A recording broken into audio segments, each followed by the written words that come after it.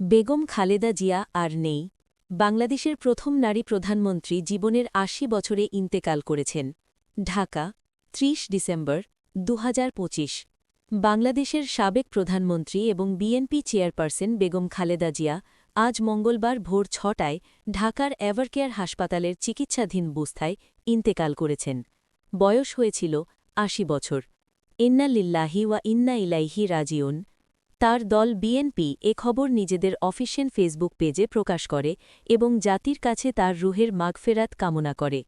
খালেদা জিয়া ছিলেন বাংলাদেশের প্রথম নারী প্রধানমন্ত্রী এবং স্বাধীন বাংলাদেশে ক্ষমতার অন্যতম শক্তিশালী রাজনৈতিক কণ্ঠস্বর।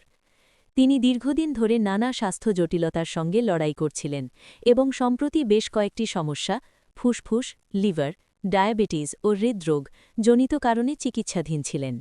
শোক ও রাষ্ট্রীয় প্রতিক্রিয়া। দেশের বিভিন্ন রাজনৈতিক দল, নেতা ও বেসরকারি খালেদা জিয়ার মৃত্যুতে গভীর শোক প্রকাশ করেছেন।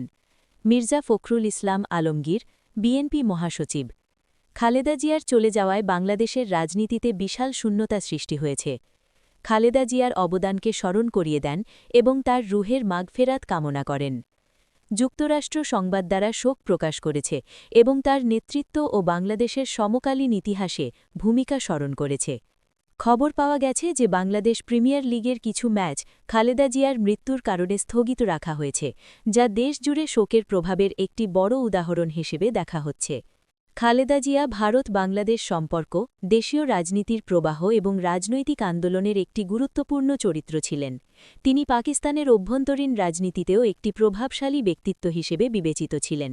তার এ রাজনৈতিক জীবনের প্রভাব বহু সমালোচনা ও প্রশংসা উভয়ই পেয়েছে। আজকের এই দুঃসংবাদ দেশের রাজনীতিতে একটি যুগের সমাপ্তি ঘোষণা করেছে। বেগম খালেদা জিয়ার চলে যাওয়া বাংলাদেশের রাজনৈতিক ইতিহাসে একটি গভীর শূন্যতা ও জনজীবনে স্মৃতিচিহ্ন রেখে যাবে।